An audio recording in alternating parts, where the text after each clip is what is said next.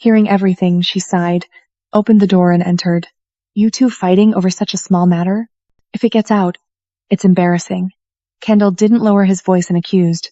Mother, look at Jen's behavior before speaking. Jen picked up the teacup, feeling satisfied seeing Kendall lose control like that.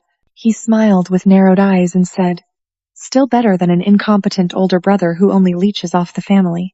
Hearing that, the Countess couldn't help but get angry and shouted, enough! Then she went to the chair at the other side of the table, sat down, calmed herself, and said, I can't stand this constant fighting between you two. I will handle the inheritance issue, so stop fighting over the property. Jen said, wait a moment. Even if you are mother, you don't have that right. The Countess looked confused and asked, what? Jen continued, we've noticed Mother has a lover outside. We know you give him a lot of money. So I'm afraid the family's assets will soon fall into his hands. The Countess was shocked. She was both surprised and angry. You talk about your own mother like that? Kendall laughed loudly. Mother, don't be mad. Whoever you meet, we don't care. Rarely do the two Green brothers get along like this. Jen calmly picked up the teacup and drank, then continued, but if that news gets out, I'm afraid that our noble mother will be hurt. Countess, gritting your teeth, you guys. Suddenly, a knock on the door interrupted the conversation in the room. The butler's voice rang out. Madam, the young master, Countess, was angry. She snapped irritably. What is it? The butler paid no attention to her anger. I report that there is a guest. So I must confirm. The Countess heard this and went to the door to ask who the guest was. The butler hesitated. It is the person who left here for Hayland 5 years ago. Miss Fiona Green has returned. This statement was like earth-shattering news, making all three people in the room turn pale. Kendo slammed the table.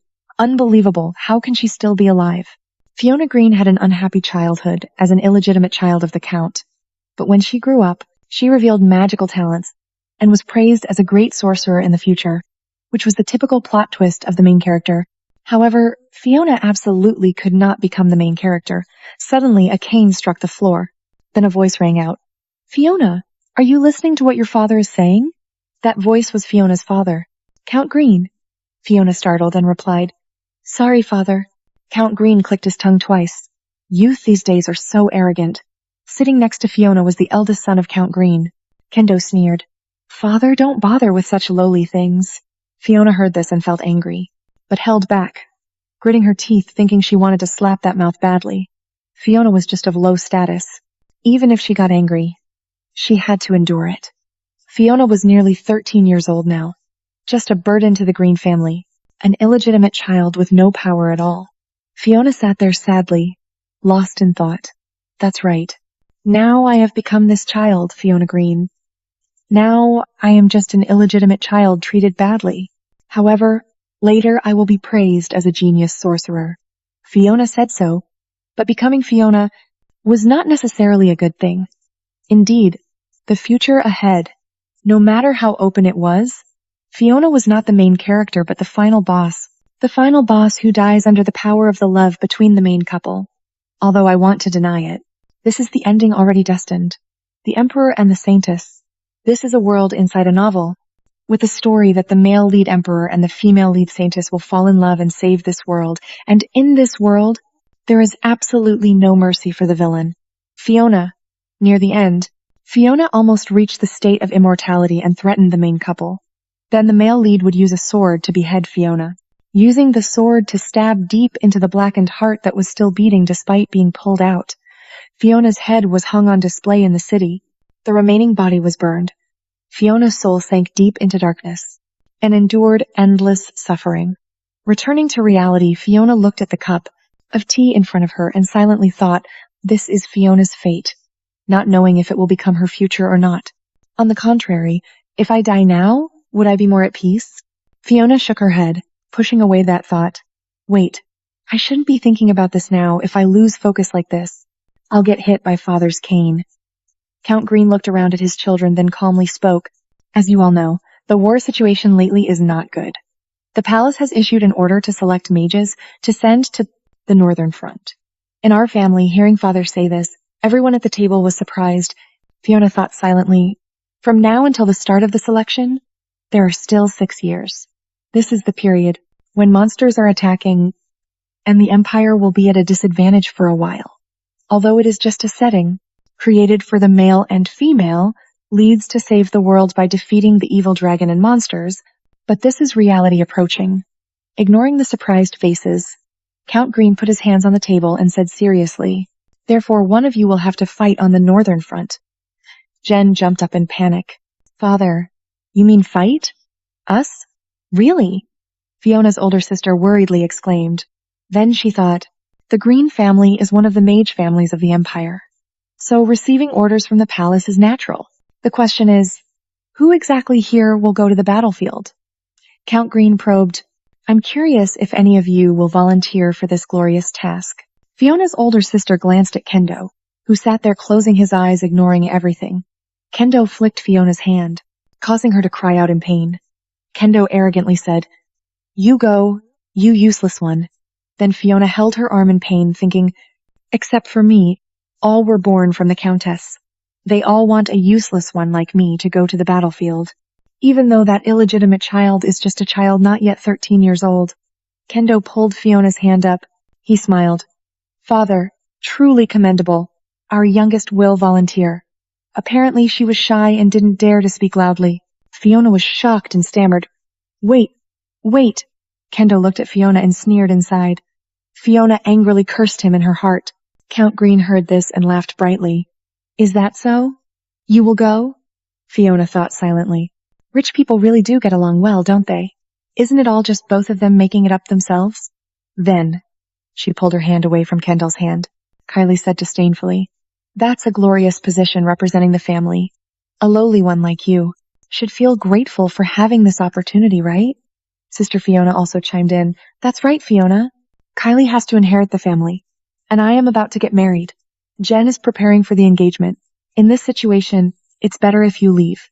Fiona felt hurt and cried, thinking she was an illegitimate child, so even magic was not taught to her. Every day locked in the attic. Only insults we're good at. "Although I know how to use basic magic," Fiona stammered. "Then you see those eyes without any sympathy looking at me." Fiona thought, yes. This was the problem from the start. There was no choice. No one in this house stands on my side. The past was predetermined as a villain. Fiona had only one lineage, grew up like a bastard under the oppression of her own family. Fiona compromised. Accepted. "I know, I will go." She placed her hand under the table, clutching the corner of her skirt tightly. She thought, even if she left this family, she would just be imprisoned. If I go, I will go on my own 2 feet. Hearing the satisfactory answer, Count Green laughed heartily.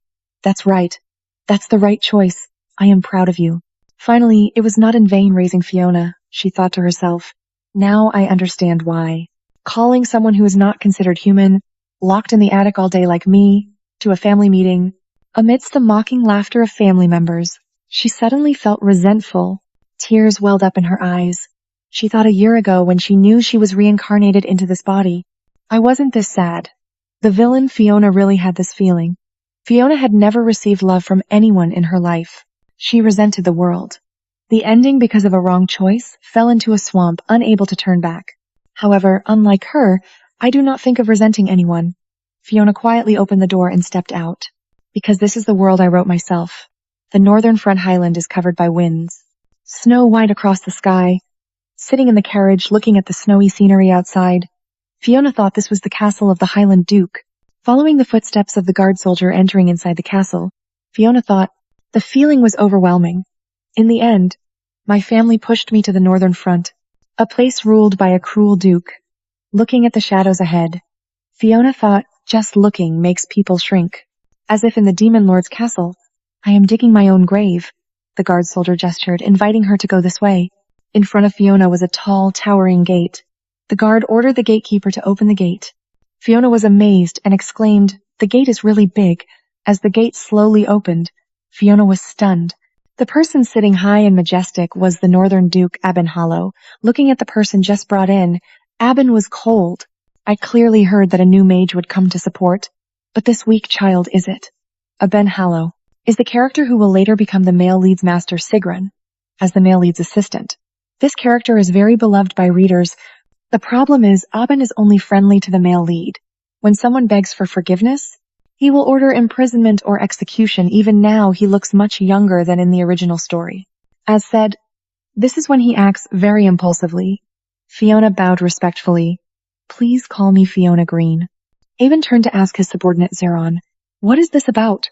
Zeron replied, although Count Green said he sent a mage of legitimate lineage. But Aben gritted his teeth angrily and shouted, the result now is only that skinny child coming. What? That guy looks down on us like that? Aben sat there towering coldly, said determinedly, when this boring war ends, I will destroy the Green family's territory first. Fiona worriedly thought, oh no, father.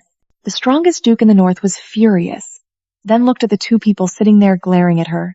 Fiona bowed her head sadly, thinking, no, compared to the Green family, now I am the one with the problem. Stop glaring at me. Then footsteps approached. Fiona suspiciously looked up and saw Aben standing towering in front of her. Aben looked down coldly. Hey kid, explain to me why Count Green sent a kid like you here? The Count's family lacks talent to such an extent? Fiona looked at Aben and recounted exactly the words of my eldest sister that he must inherit the family. The second sister is about to get married, and the third brother is also planning to get engaged now. So the youngest, which is me, has to come here. Jerome understood and sighed, exclaiming, oh heavens. Aben laughed disdainfully.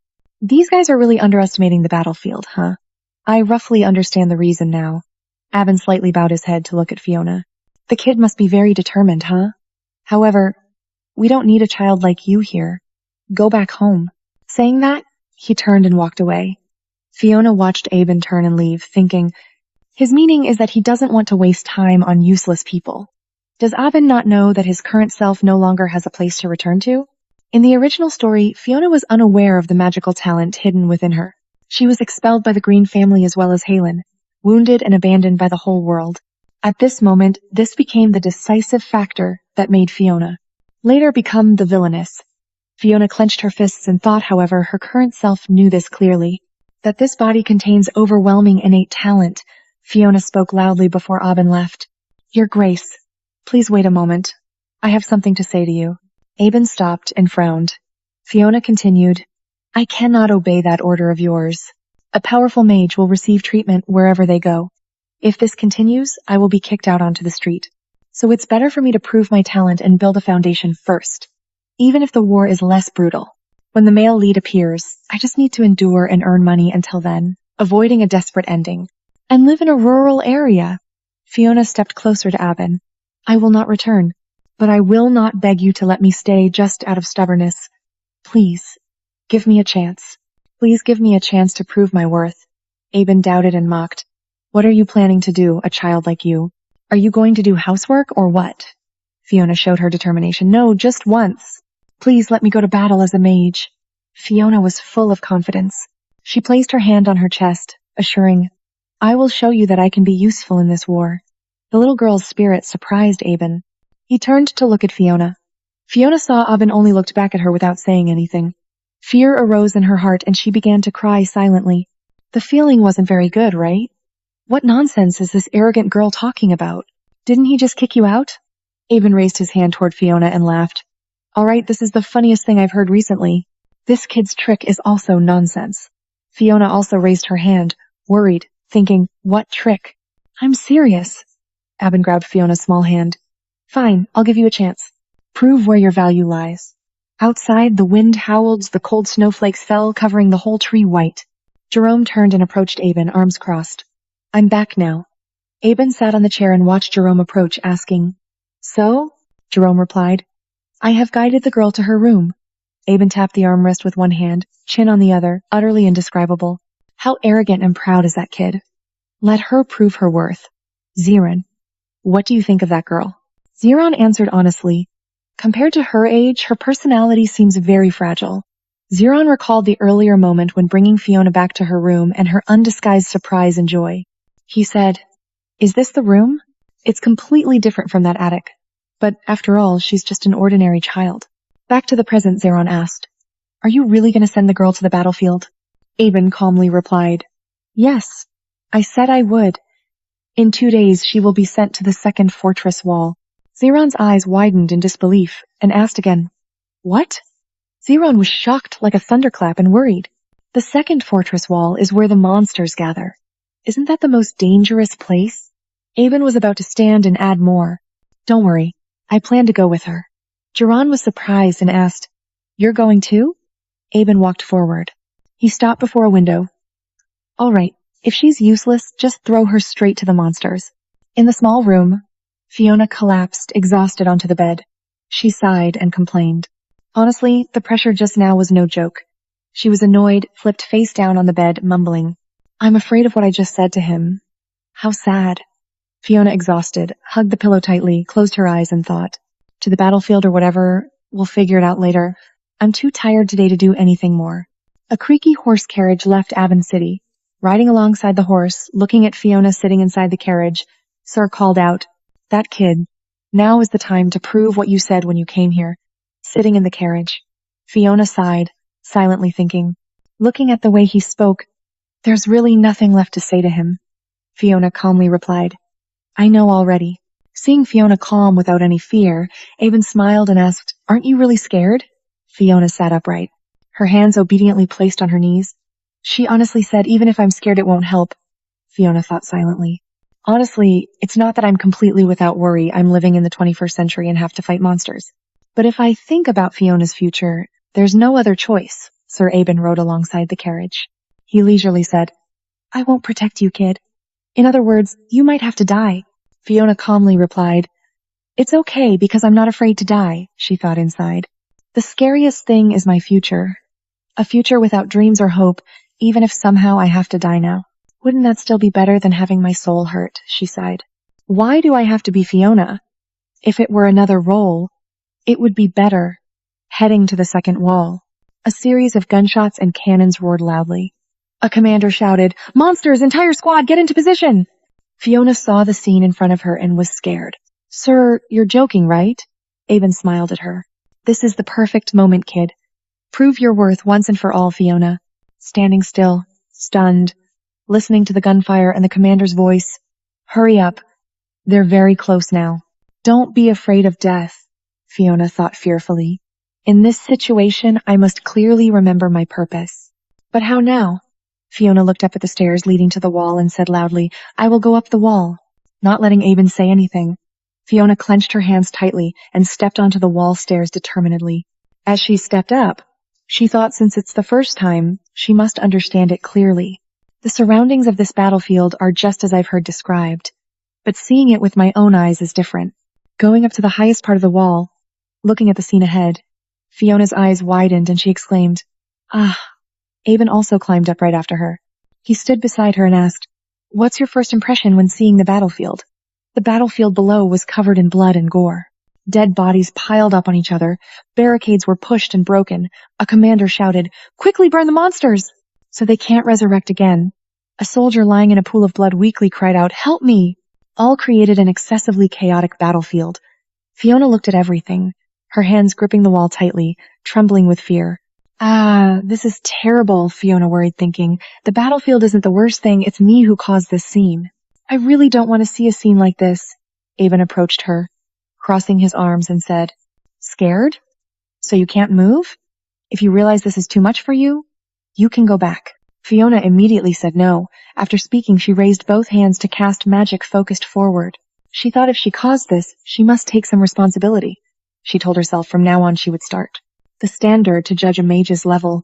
How big a natural phenomenon can they create with such small magic power? In other words, that's the efficiency factor, Fiona thought. She could feel the smooth flow of mana. This is the first time I've used such a large amount of magic with Fiona's body. Now, I can trust my own power. The sky blazed red. Loud booms sounded. Aben stood beside her looking up, wondering if it was a storm. Aben closed his eyes tightly, thinking, "It looks similar, but there's something a little different. What I want right now." The monsters around also curiously looked up at the sky, now covered in darkness. They howled eerily. Suddenly, a thunderclap roared loudly. A bright flash struck across the sky at this moment. Fiona's eyes widened as if she was controlling that giant lightning bolt. The giant lightning struck a huge monster. The monster, hit by lightning, convulsed all over. Glowing, then a huge, fierce explosion boomed loudly. Aben also noticed, after a series of explosions, the monster collapsed in a pool of blood, making everyone around gape in shock. Fiona let out a relieved sigh and gradually withdrew her magical power. Aben smiled mysteriously, truly unexpected. After speaking, Aben turned and lifted Fiona up. He looked at her with a playful smile, as if fate had granted justice at the right moment. This is the first time I've seen this skill from a young mage. Is he really a human child? Fiona responded. Of course, she thought silently. If I were to say, he is the final boss of the future. Aben carried her, spun around, and stepped onto the front wall, saying so. So what? Fiona trembled in fear, thinking just a few more steps and she would fall. Could it be that she made such a mistake to be abandoned here? Aben held her and looked down, then said, Look, the monsters are retreating. Fiona hugged Aben's neck tightly. Suspicious, huh? Fiona looked down and saw the monsters running away in the opposite direction of the wall. She smiled, thinking this was the feeling of defeating something for the first time in this world. Fiona looked down below and saw the soldiers staring at her. She froze and felt itchy, thinking, why are the soldiers staring at me like that? Fiona smiled brightly and cheerfully, waved her hand to greet everyone, feeling shy, thinking, it must be because I'm being held like a child, so I'm embarrassed. Suddenly, the soldiers below grabbed hands tightly, raised them, and shouted loudly, Lord Mage! Lord Mage! Thank you! Thanks to you we were saved! Fiona smiled proudly, then turned to Aben and asked, Have I met the standard yet? Aben smiled, showing satisfaction, set her down, then patted her head and comforted her, saying, Welcome to Helen Fiona. Fiona felt happy, thinking Aben had recognized her. She smiled brightly and replied, It's an honor. Watching Aben turn and leave, Fiona rubbed her head and suddenly thought, just now he called me Fiona. This is the first time he called me by name. Indeed, he knows my name, but kept calling me kid this and kid that to see this name. 1 month later, inside the castle, 3 servants carrying cake and lollipops approached Fiona, smiling brightly, calling her young lady Fiona. Please eat this. And this too. Fiona looked at the items in front of her, beaming with happiness, reached out to receive them, and politely said thank you. Fiona happily thought she was being addressed as the young genius mage lady by everyone. It seemed they were deeply impressed by the lightning strike scene on the castle wall. There was no other child in the city. So I am very loved by everyone, especially Aben. Aben said it's too small for a 1-3-year-old child. Hurry up and fatten the girl. Because of that, my bag is always full of snacks. Fiona's mood at this moment could only be described as extremely happy. At this time, Fiona saw Jerome approaching. Jerome looked gloomy and depressed. Fiona thought he looked like a zombie. Clearly, he was being exploited by Aben. She felt sympathy for the poor assistant. Fiona took a candy and put it into Jerome's hand, smiling, and said, Jerome, here's some candy. Jerome took it happily and thanked her. Fiona curiously asked, Where are you going? Jerome smiled at her and replied, I'm going to the 4th wall. This morning I heard there was an ambush. Fiona was surprised after hearing that, thinking that the monsters attack continuously day and night. The 2nd wall I'm responsible for has somewhat improved, but elsewhere the situation isn't very good. This repeats until the original story begins after 6 years. Fiona looked up with big round eyes. Jerome looked pleadingly, really didn't know, but can I go with you? Zeron was a bit surprised and asked again after hearing her, Are you okay? Fiona answered immediately, No problem, Zeron. I was startled when I saw the monsters' corpses. There's a big difference between looking from the wall and from close distance. She sighed, thinking that's why she only dared to follow behind Aben. Zeron smiled, gestured, and whispered to her, If so, please keep it a secret from the Duke. Fiona didn't hesitate and agreed immediately, of course. Fiona wondered silently why Aben hated others touching him. Jerome happily said, Then let's go together. Fiona quickly replied yes. The two went to the 4th wall, where the sky was blazing red. A reminder sounded. This place also needs fire, hurry up, a soldier said with difficulty to the leader. We're short on people. The leader seemed unable to control his anger. Damn it, when will reinforcements arrive? That soldier hurriedly replied, I heard young lady Fiona of the Green family will arrive soon. After Fiona and Jerome arrived at the 4th wall, a soldier hurried over, stood at attention, and reported, Currently we are handling the bodies from the ambush early this morning. Zeron stood at attention, then asked exactly how much damage was done. Fiona was not with Zeron but quietly came beside the city wall, silently observing everything around her. She thought to herself, sparks flying everywhere, the smell of burnt meat rising sharply. The current tragedy was too familiar to her. Yes, Jerome was still standing there wondering if the soldier was missing any equipment. The soldier cautiously replied, yes, missing a dry wood cart, and Fiona turned around clenching her fists. She thought with this situation she couldn't stay quietly beside Jerome. Fiona stepped toward the soldiers on duty, holding a torch ready to burn the monsters when Fiona approached the soldiers, stopped their actions suspiciously and asked, "Mage, mage." Fiona smiled and said, "Let me burn the corpses for you." Fiona closed her eyes, raised her hands, concentrating on magic. She told herself first to focus and feel the mana flow. Once focused on the magic, Fiona opened her eyes, pushed the magic straight at the corpses. The giant and the corpses flashed with dazzling light. Fiona said, "See that I'll take charge here." The soldiers showed admiration. "So talented." "Then we will go over there," Fiona replied. Okay, Fiona stayed to burn the monster corpses. Burning again. Fiona stopped, sighed, scratched her head, telling herself still can't finish. Then she turned, trying, "Let's see." Continuing to burn, suddenly, Fiona saw among the pile of giant monster corpses. There was a person lying unconscious there in a pool of blood, staring at the unconscious person. Fiona thought, "Isn't that a child?" Fiona approached, sat down, observing the face, and murmured, "Probably the same age as me." Continuing to observe, Fiona thought, judging by the clothes, probably not a soldier. Seemed like a mercenary. Then she raised her hands, clasped in prayer. "Rest in peace." Fiona thought silently, unrelated, "But I have the body of a child, but the mind of an adult." But this child was different. Suddenly, the body lying there made a groaning sound. Fiona lost in thought. Startled, she jerked back, falling heavily to the ground. She was scared, trembling, thinking even the dead bodies can talk. This world really is strange. Fiona snapped back, murmured, "Isn't this kid still alive?" Then she found a stick, used all her strength to lift the giant monster's foot, pressing on the boy. Off the boy's body. Fiona trembled, her face flushed, shouted loudly, "There's still a living person here." Using all her strength, Fiona managed to push the giant foot off the body. The boy? She looked at him and realized there was a wound on his stomach.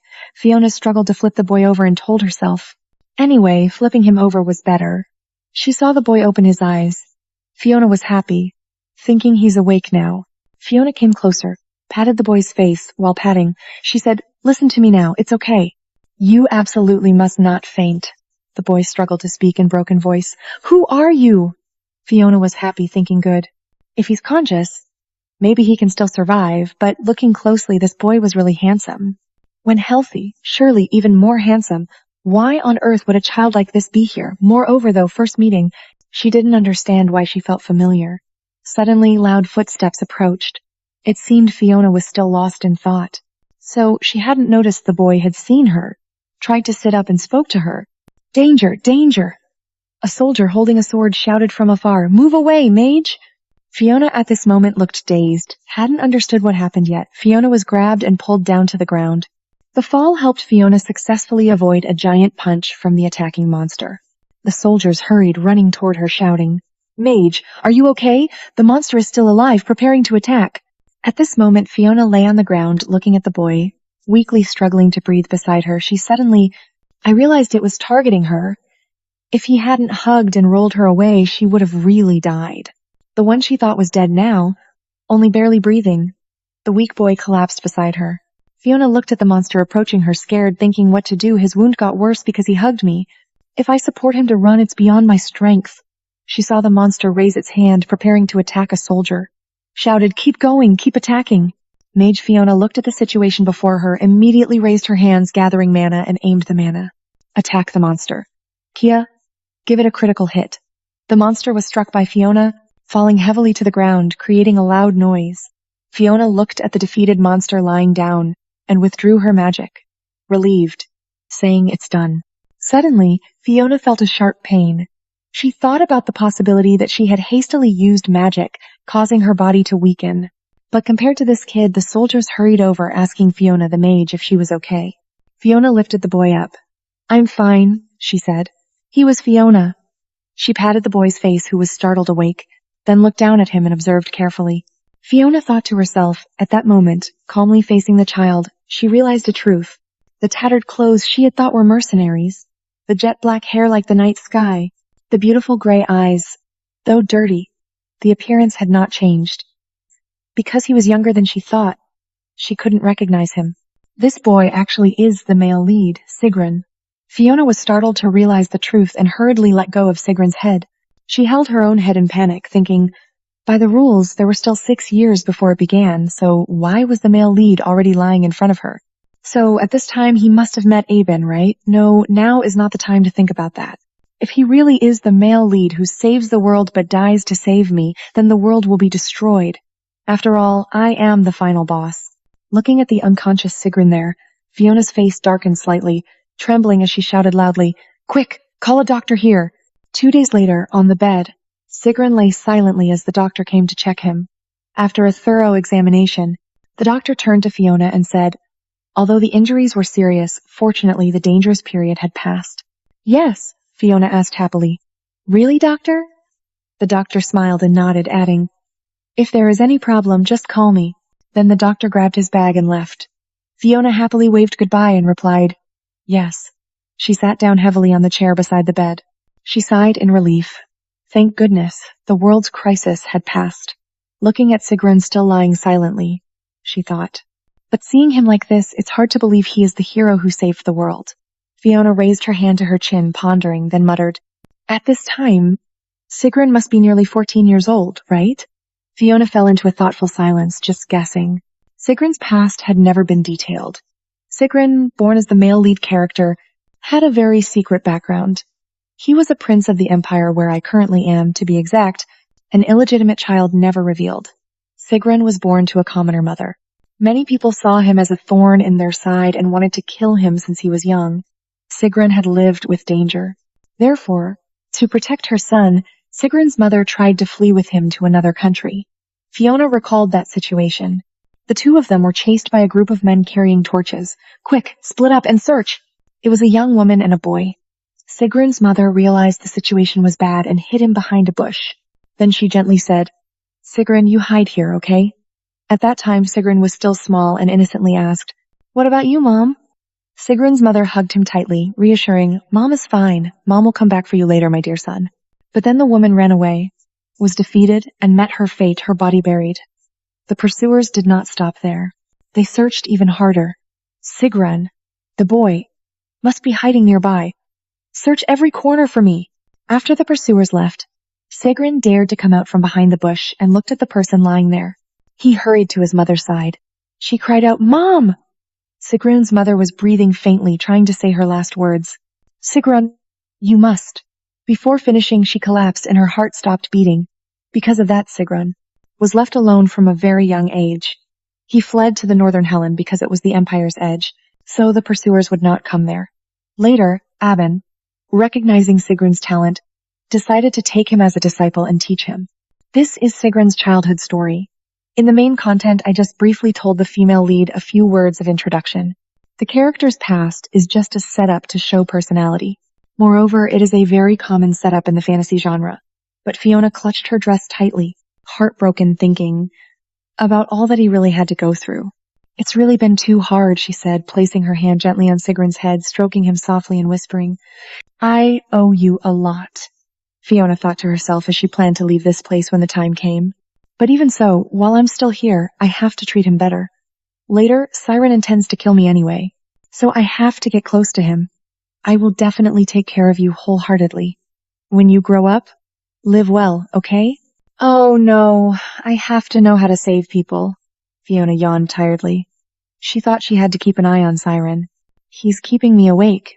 So sleepy. She closed her eyes and nodded off beside the bed near Siren. Just a short nap. I'll deal with this after Siren wakes up. After a while, Fiona suddenly woke up, dazed, and said to herself, "How long have I been sleeping?" Fiona looked to the side, surprised. "He's awake," she happily thought. Fiona joyfully asked, "Did you sleep well? Nice to see you." Fiona glanced at Siren and marveled inwardly. Whoa, he really is handsome when he opens his eyes. But maybe because he's still young, he looks like a cat puffing up its fur. Thanks for saving me. Being the main character, I thought he'd be very generous. After a long silence, Sigrun finally spoke. "Where is this?" Fiona answered. "This is Highland City." Sigrun looked at her and asked, "Who are you?" Fiona cheerfully replied, "I'm Fiona. And you?" Siren showed his 2 hands still bandaged, frowned, and said strangely, "Siren, why am I still alive?" Hearing Siren say that, Fiona thought to herself, has he forgotten about rolling around hugging me? Helping others unconsciously, definitely the male lead. Fiona smiled at Sigrun. I brought you here and asked the doctor to treat you. Sigrun showed a displeased attitude. Fiona saw Sigrun's attitude like that. She was troubled and thought, why is his attitude so strange? It makes me worry about him even more. Although he's the male lead, after all, he's still just a child. The difference between imagination and reality, right before my eyes, he's so big. Seeing Siren injured like this makes me feel even more guilty. Why did I let the male lead's past be so unfortunate? Fiona gently asked Siren. Are you not having a fever? Fiona reached out to touch Siren's forehead, but he pushed her hand away. He was annoyed. Don't touch me without permission. Despite Siren's coldness, Fiona gently said, Then if it hurts anywhere, just tell me directly. Siren angrily shouted. Forget it, I can take care of myself. Ignoring Sigrun's annoyance, Fiona pressed her index finger into Sigrun's waist to check. Sigrun winced and his expression changed, shouting. Fiona was satisfied with his reaction and smiled inwardly. So a 4-year-old pretending to be strong is only capable of that. Siren lightly touched the painful wound. His gray eyes welled up with tears. What are you doing? Fiona put her hands on her hips and sighed. You're a patient who needs special care. If it hurts anywhere, you have to tell me immediately. Siren turned his face away. We just met. Why are you acting like this? It's really strange. Fiona smiled brightly and replied, But didn't you save me too? Siren was annoyed. What are you talking about? I never... Before Siren could finish, a loud door opening interrupted them. Both looked toward the door. Aben crossed his arms and loudly said, Hey kid, you're still too young to bring a man home. Fiona gently replied. He's just a boy, not a man, Aben retorted sharply. Fiona noticed Aben's unusual attitude. She thought to herself, he seems angry about something. Better not add fuel to the fire. Fiona curiously asked Aben, Why did you come here? Aben walked straight to the bed, leaned on the edge, and looked at Sigrun. Because of this kid. So there's a second stone rolling in here while I was away. Fiona was confused and thought, Does that mean I'm the first stone? Fiona looked at Aben and explained, He was seriously injured, so I temporarily kept him here for treatment. Aben heard this and put his hand on his head. Fiona leaned on the chair's armrest and looked at Siren. Aben asked, Where did you come from? Looking again, he doesn't seem like he's from around here. Fiona tried to push Aben's hand off her head. She thought deeply. His mention reminded her she had never really thought about Siren's origins. Siren lowered his head and quietly answered, Aben's mercenary group. Aben raised his eyebrows. Mercenary group? Now they even recruit kids like you? Fiona thought to herself. That doesn't seem to be the main topic. Seeing both people in the room silent, Fiona approached and whispered into Siren's ear, That person is Duke Aben Hayland. Siren heard Fiona say that, and he pondered whether the Duke might always be targeting him or if he just saw Siren being pensive. Fiona reached out and poked his forehead. Siren dodged and tilted his head back, annoyed. Don't do that. Fiona laughed happily. I just wanted to say don't worry too much. Siren remained determined. Anyway, just stop it. Fiona looked at Siren's attitude and smiled with squinted eyes, thinking she must be crazy because no matter how she looked, he was so cute like this. Aben suddenly came over, lifted Fiona up loudly. This little brat, I told you it's too early. Fiona hurriedly replied, He's just a kid. Seeing Aben carrying Fiona, the two maids behind covered their mouths to laugh. They looked like father and child. Fiona was annoyed, thinking lately he's been carrying her like this, and hearing words like that was a bit. But since our hair is all silver, it's understandable that they think that way. Fiona looked at Aben and spoke softly. But can we let him stay here until he recovers? Hearing Fiona, Aben looked at her meaningfully and said, This is the first time I've seen the kid ask me for a favor. Fiona was a bit surprised but then smiled. Is that so? But normally I don't really need anything special, Aben reluctantly said. Although I'm quite displeased with what the kid just asked. Fine, I'll provide a room for that brat. When he's healthy again, Fiona was quite surprised hearing Aben say that. Whoa, you're giving him a whole private room? Seeing Fiona's surprised attitude, Aben asked back. So, you want to share a room with that brat? The silent person on the bed all this time was Siren. Suddenly blushing, he pointed at Fiona hurriedly. What's wrong with you? A little lady like you wants to boss people around to what extent? Fiona looked at him like that, pouted, thinking, It's the first time we met and he already hates me like this. Back when I was little, I wasn't even spoiled like this. But there's no need to tell Sigrun the reason why I'm here. He just needs to grow up healthy. Fall in love with the female lead and save the world, of course. I intend to witness all these events with the heart of a parent.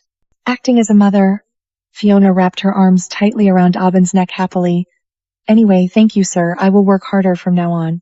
Abin hugged her while walking, a bit helpless. Well, for now, this is enough.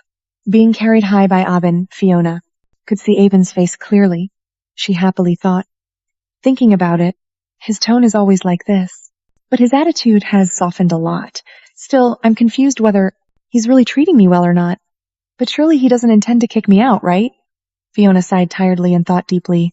Everyone faces difficulties eventually. It's so frustrating. Seeing Fiona sigh, Abin turned to look. So young and already sighing? The sky darkened. Lying on the bed, Siren frowned thoughtfully. He recalled his mother's words. You must survive, Siren. Siren closed his eyes, painfully thinking of Kalia. My mother always worried about me until her last breath. She gently stroked the face of her youngest son. You must survive, Siren. These words were like a curse engraved in my mind. After that, I sought a safer place. According to my mother's wish, I came to a bustling place. So this is the North. After escaping life-threatening dangers, I had to worry about how to make a living. Luckily, I found a job running errands for a mercenary group, so I wasn't starving to death. Siren recalled that time. Around him were all tall men with big hands gripping his shoulders. Do this, kid. I told you to come here. Siren tightly held the stick used to carry water, refusing. No way. I still have to mop the floor. One mercenary suddenly reached out to him. Angry, you brat. How dare you disrespect me? The mercenary grabbed Siren's shirt and shouted. But I took you in when you were starving. Don't make me angry. Then he pushed him and spilled the water. Without mercy, the mercenaries always beat me regardless of the reason. Soon my body was covered with scars. I had to tell myself to survive many times, beaten and neglected by those around me. Useless brat, again today? Leave it, don't get involved. But why do I have to live? Siren thought back to his days of running away. You curled up in a pile of dry straw, covering yourself with only a thin, tattered blanket, feeling so lonely. I often thought how wonderful it would be if there was someone who needed me. You held my hand tightly, complaining about living a life worse than a bug. What meaning does this have? Time passed, and the group of mercenaries was assigned the task of protecting the Highland territory, fighting very dangerous monsters. But in return, they would get money. I didn't even receive a proper weapon and had to survive thanks to the faint sword of that someone on the battlefield. One must choose something good to tell about this war, and that is, I became stronger thanks to the experience gained from life or death battles. However, everything was about to explode when a commander shouted loudly, They're attacking! Retreat quickly! Retreat, retreat! Suddenly, another man turned to Siren and shouted, What are you still standing there for, you slowpoke? After saying that, he pushed Siren down. If you're that useless, just stay and be a shield. Siren's small strength couldn't compete with that big guy. You were pushed down. At that moment, you only thought, I have to survive. Siren, I absolutely have to live. I tried to endure to survive. But no matter how much my abilities improved, I no longer had the strength. Siren collapsed, sword in hand. No strength left, the sword also fell to the ground with a clang. You fell heavily into a pool of blood. Siren thought inwardly, in the end, I still have to die. But somehow that made me feel at peace. If there was any regret, it was having to sacrifice myself for a bastard like that. When dying for someone, I wanted to find a person in the same situation as me. Yes, someone who needed help more than I did. I wanted to reach out to that weak person because when lonely, one AI can take everything. So, at least I wanted to be able to help that weak AI, hoping no one would be like me. Thinking like that, my fate is to die like this, though I still want to believe my wish is not meaningless. Somewhere, there will surely be light or become the light for that AI, something I can no longer do now. Deep in the darkness, that AI gently caresses that hand so tenderly it made me shed tears. The next morning, the crowing of a rooster startled Siren awake. You looked around dazedly. You wondered, where is this? Siren struggled to sit up and looked to the side. You saw a girl lying slumped beside your bed. You were confused and suspicious. Is she a girl? Siren stared intently at the white-haired girl sleeping soundly beside you, her hand tucked under her head, breathing evenly in a good sleep. Your heart seemed to skip a beat. You opened your eyes wide, looking at her, thinking this was the most peaceful scene in your dull life. At the dining table, Fiona showed concern for Siren's wound, asking if you were okay. She reached out her hand wanting to check. Let me see if it's okay. Seeing her hand coming toward you, Siren pushed it away, frowning. I told you not to touch it. Fiona looked sad, feeling hurt knowing that was the case. Fiona sat down heavily, feeling sad, thinking there really was no reason to befriend a villain, right? All this time, I only knew that guy's name but never got to know him. Fiona spoke up. Even if you hate me, if you feel pain somewhere, you have to tell the doctor, okay? Siren looked at Fiona, wanting to be speechless in front of her. After a long while, you helplessly sighed. You're really strange. Fiona lifted a cup of tea, still steaming, and asked, What? Why are you staring at me like that? Fiona hated it, thinking you looked like you were seeing someone's child for the first time. Siren curiously asked her, Why do you care about me? It was her empathy, the young lady who grew up in luxury. Fiona held the teacup looking at Siren, speaking frankly, That's right. For you, I'm probably just a stray dog picked up in the rain. That's not true, Fiona thought silently. It seemed Sigrun thought she was a close relative of Aben, meaning he thought she was a pampered, noble girl, who knew nothing about this world and had to rely on a girl like that, which made him uncomfortable. Why? Fiona continued to Sigrun.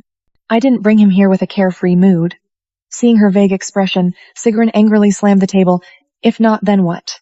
Fiona didn't answer him immediately. She was thinking. Of course, if she got closer to him, it would be more beneficial for herself. Later, I had such arrogant thoughts, but over such a long time, I gradually developed feelings for Siren's existence. In the long run, I had such a conceited thought. However, over this long time, I've slowly grown fond of Siren as a person. Thinking that, Fiona smiled brightly like a flower and said to Sigrun she simply wanted to save him. Wasn't that okay?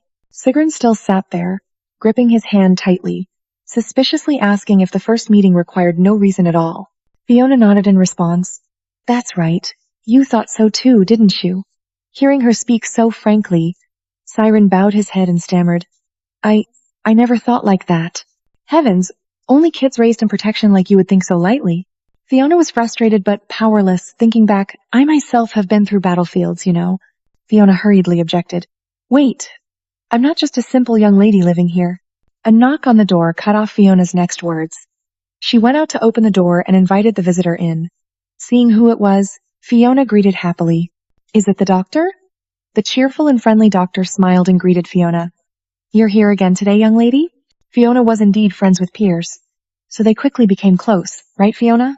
Hearing the doctor say that, she just felt shy and gave a sheepish smile. Siren walked closer to where the doctor sat, then turned to Fiona and said, Now you should go outside. Fiona didn't listen to Siren. She still stood there saying, I also want to see if your wound has improved.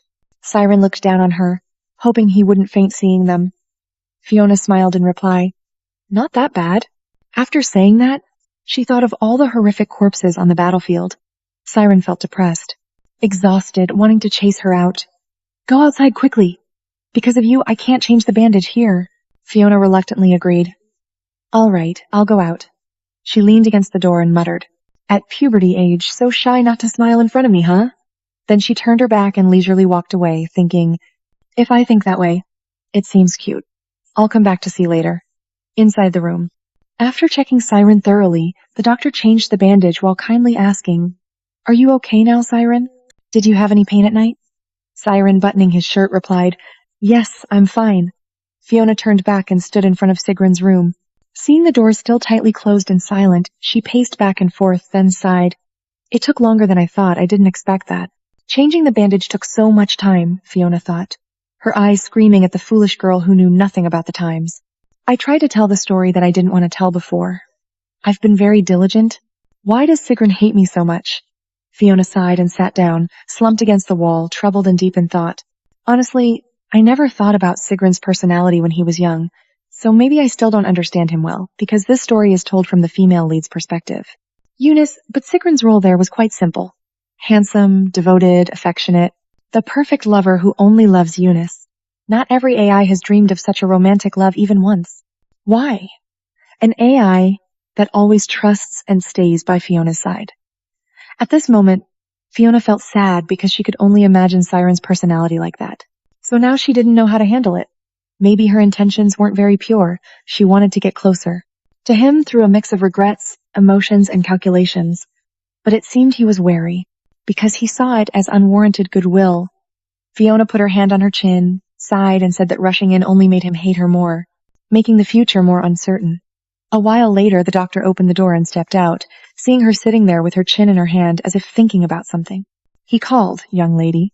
Hearing the doctor call her, Fiona immediately stood up and ran toward him, then hurriedly asked, "Is it done?" The doctor smiled and replied, "Yes," but his tone seemed ambiguous. Fiona, perceptive, asked, "Is there a problem?" The doctor answered, "Ah, no, the wound is healing very well." But seeing the doctor's hesitation, Fiona stepped forward, grabbed his hand, and anxiously asked, "Is something wrong?" The doctor glanced secretly inside the room, his eyes sadly gentle, and whispered to Fiona, "That child, I heard he came from a mercenary squad, but I don't know if he should be allowed to return there once he recovers." Although he said nothing, his body was full of old scars. Hearing that, Fiona felt like she was struck by lightning. She hurriedly flung the door wide open and loudly called Siren, her heart full of worry, thinking silently, "No way, I didn't expect this. What have I done?" Siren was sitting on the edge of the bed drinking water. Seeing Fiona rush in so panicked, he put the cup down, wiped his mouth with his hand, and asked, "What's wrong?" Fiona moved to sit close to him. Sigrun was also worried. "What's wrong with you?" Fiona hurriedly rushed towards him and continued speaking. "Sorry. Let me pull your shirt up a bit." Seeing Fiona's actions, Sigrun panicked and was flustered. "What? Why are you saying that all of a sudden?" Fiona pushed Sigrun down on the bed abruptly and started taking off his shirt, hoping he would forgive her. Siren blushed furiously and angrily shouted at her, "You know it's the 7th day of mourning, so don't do that." Fiona tried to lift Siren's shirt and pleaded with him. "Just a little bit." Fiona, a bit impatient, immediately slid her hand under Sigrun's shirt. She used her hand to feel every inch of skin beneath his shirt. She thought to herself, sensing some swelling and indentations here and there. "It's a scar." Fiona used both hands to push Sigrun's shirt all the way up to his chest. Looking at the scars, some long, some short, some old, some new, she was astonished and thought, "They're everywhere. Why is it like this?" Siren was extremely angry and pushed Fiona away with force. He shouted loudly, "I told you not to!" Perhaps out of anger and losing control, Siren couldn't restrain his strength. He pushed Fiona hard, causing her to fall heavily to the ground, making her cry out in pain. Siren, hearing the cry, he was startled and thought, "I didn't mean to push so hard." Seeing Fiona lying on the ground like that, Sigrun felt uneasy. "What? Is your body made of feathers? Why are you so easy to push?" Fiona propped herself up with her hands and got up. Tears welled up in her eyes. She said nothing and looked at Sigrun. Siren saw Fiona like that and grew anxious, moving closer to her and kneeling down carefully to ask, "Hey, did you get hurt when you fell?" Fiona remained silent but started crying, tears streaming down her face. Seeing Fiona sobbing like that, Siren became even more flustered. "Hey, don't cry anymore. Tell me, where does it hurt? Your shoulder or your leg?" Seeing the situation seemed serious, Siren worried and stood up suddenly. "No, that won't do. We have to call a doctor quickly." Siren was about to leave when a hand reached out and grabbed his shirt to hold him back. He turned around and looked at Fiona anxiously, asking, "What's wrong? What's going on?" Fiona held tightly onto Siren's shirt hem. She was frustrated. "I'm fine." Fiona thought bitterly about the scars covering Siren's chest, arms, and hips, as well as the bruises. They were not only injuries but also signs of being burned. They were evidence of one-sided violence. Hidden within those wounds was a cruel heart that had existed for many years. Fiona's eyes glistened with tears as she looked up at Sigrun, choking up. "Who did this to your wounds?" Siren was surprised, then frowned, his expression turning unpleasant as he asked Fiona, "Did the doctor tell you to take off my shirt just to check?" Fiona admitted. Siren scratched his head awkwardly. "What's going on? Because of that, you came here? That's why I told you to go outside. Since the bandage change, you've been crying every time you see my wounds. You always—" Siren suddenly stopped speaking because at that moment, Fiona rushed forward and hugged him tightly. Fiona clung to Siren's body, tears falling as she thought to herself that Siren's body smelled like disinfectant. She felt guilty about that, feeling sorry that because of her he had to endure such terrible torture. Just a simple, gentle sentence about an unhappy childhood, the difference between poetry and reality was huge. Fiona sniffled softly, Why did this happen? Siren gently replied. It's nothing serious. There were many rough mercenaries. I was the youngest and weakest, so I became their target. Fiona released Siren's body and placed her hand on his shoulder to comfort him. It's okay, don't think about it anymore. Siren looked at Fiona, questioning. Are you sympathizing with me? Fiona quickly shook her head and thought, it's not sympathy. It's almost a feeling of guilt. The reality of Siren's existence until now, I haven't truly felt this world. Even though he has experienced the cruelty of the battlefield. Everything seemed like something from a distant world. No. More accurately, I had ignored it. But seeing his wounds moved me deeply. The fact that Siren was abused for so long is my fault. I feel ashamed for complaining about how hard it was to get close to him. Fiona clenched Siren's hand tightly, deciding to think, even if Siren hates me from now on, I will always be by his side. That is the greatest apology I can make. With those scars that could never fade, Fiona held Sigrun's hand tightly and looked straight into his eyes sincerely. Sigrun, I'm sorry, Sigrun said confusedly. Isn't that apology about taking off my shirt? Fiona placed her hand down on her lap. She bowed her head, choked up. No, that's not it. Siren saw she was still sobbing. He raised his hand to gently stroke her head to comfort her. Don't cry. It's not your business. So why are you crying? Fiona felt his warm hand. She thought silently. Although he often complained, his hands were so soft. Siren really was a sentimental person. Fiona unconsciously called out Siren. Siren was flustered and asked again, why? Fiona raised both hands to lift his face. She thought as if casting a spell she wanted to say to him. Then she firmly said to him, I won't hurt you. Fiona looked at Sigrun and thought maybe from now until the female lead appears. Sigrun's wound won't heal, but still, I want to do something until then. I wish he wouldn't be so wary of me anymore. Just a small wish like that. Fiona held back her tears, smiled brightly and sincerely said to Siren, so let's be close to each other. Siren was a bit embarrassed. He turned his face away and helplessly said, why do you stay alone, crying and laughing? Now again, even so, you always do as you please. Fiona happily thought. He didn't seem to hate me at all. Fiona sincerely wanted to be good friends. After a while, Fiona thought she had become closer to Siren. Not sure if it was just her own illusion or not. At least, it wasn't that they didn't touch each other like before. It was indeed a big step forward. At first, if Siren was constantly abused, being sensitive to others' touch was natural. Now, thinking back, it seemed she couldn't touch the scar because of that fear. Fiona took the box of cookies to Siren's room. We have to eat cookies together. Just as she was about to knock on Siren's door, he opened it. Fiona looked at him in surprise, then handed him the box of cookies and pushed him back into his room. She worried he might get hurt. I told you not to move. Seeing Fiona's overly worried look, Sigrun helplessly thought, with this level of boredom, it's okay. Almost helped already. Fiona turned around and slammed the door. She said again, no. Until you recover, you have to listen to this, sister. Siren obediently sat down on the chair in the room. He looked at Fiona curiously and said, I've been curious for a long time. Why do you keep calling me sister? How old are you anyway? Fiona leaned against the door, swallowed nervously, thinking her physical age was 1 year younger. She walked back and plopped down on the chair, whispering, 13 years old. Siren heard and commented, more than I thought. I thought you were only about 10 years old. Fiona jumped up and shouted, what? Then Fiona held back. She sat back down on the chair, upset, thinking Aben always treated her like a child. Is my body really that small? How come? How could he know when I was picky during puberty? Fiona tried to argue. Even so, I'm still 1 year older. Mentally, you're older than me. Siren took a piece of cookie and put it in his mouth. He smiled. That's just your illusion. Duke Helen has been feeding you diligently. So what exactly did you do that you didn't grow up at all?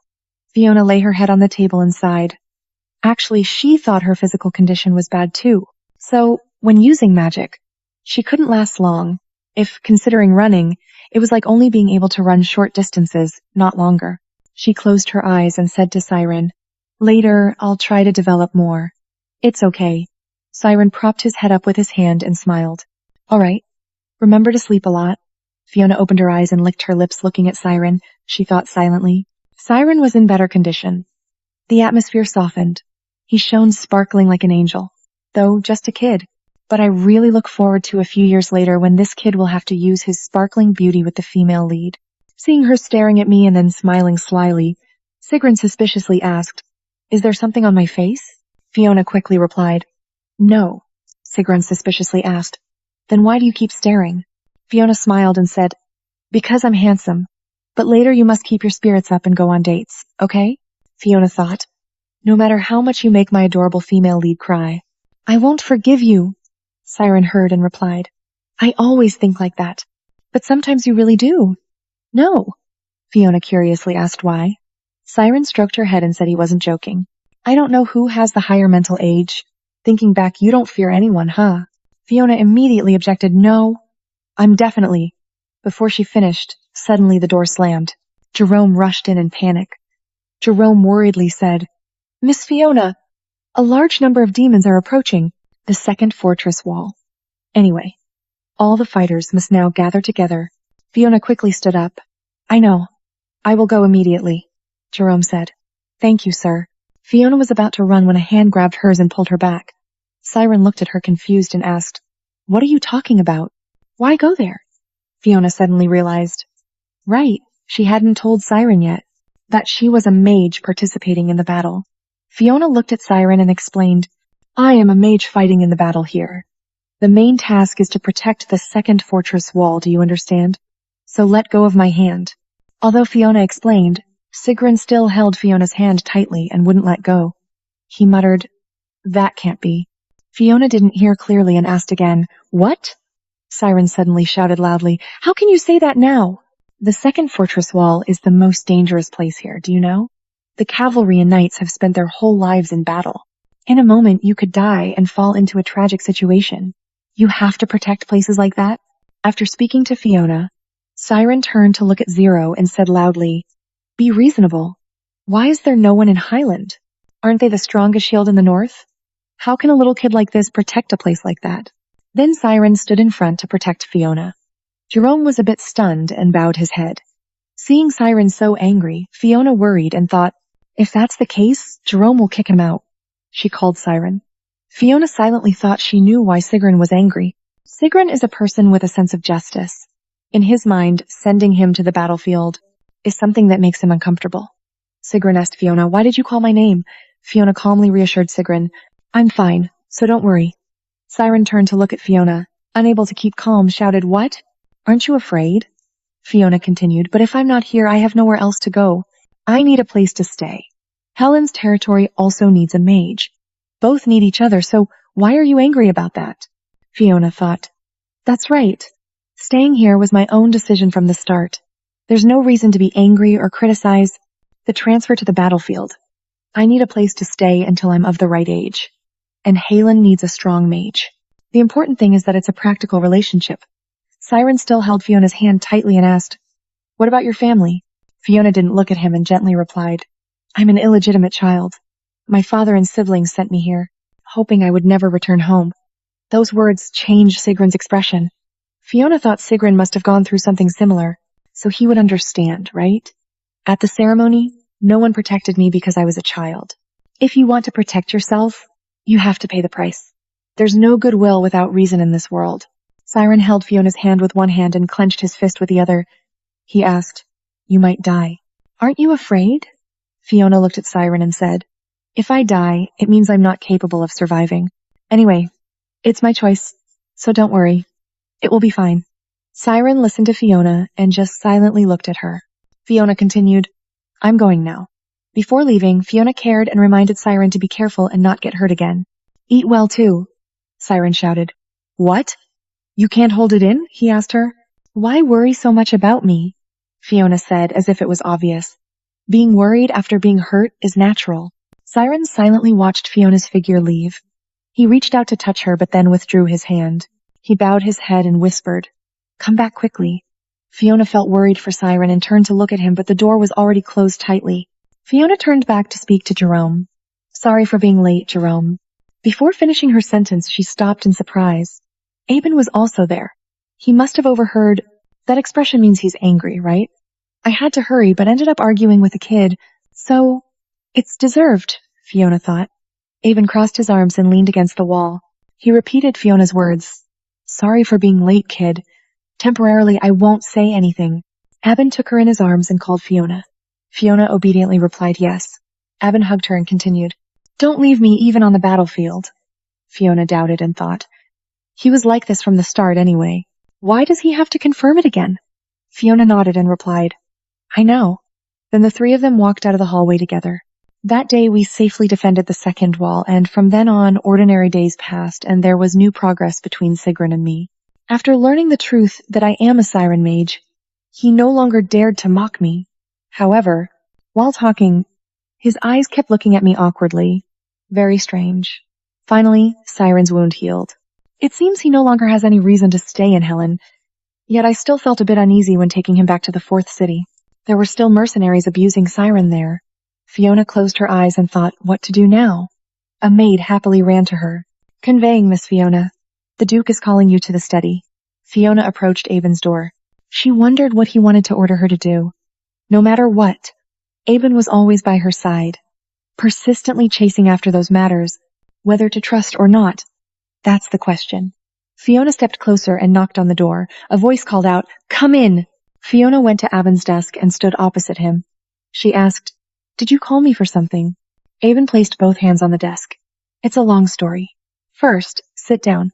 Fiona sat down in the chair, confused, thinking, why call my name? Abin clasped his hands in front of him. From what I heard from the councilman, the wound of the boy you picked up is almost healed.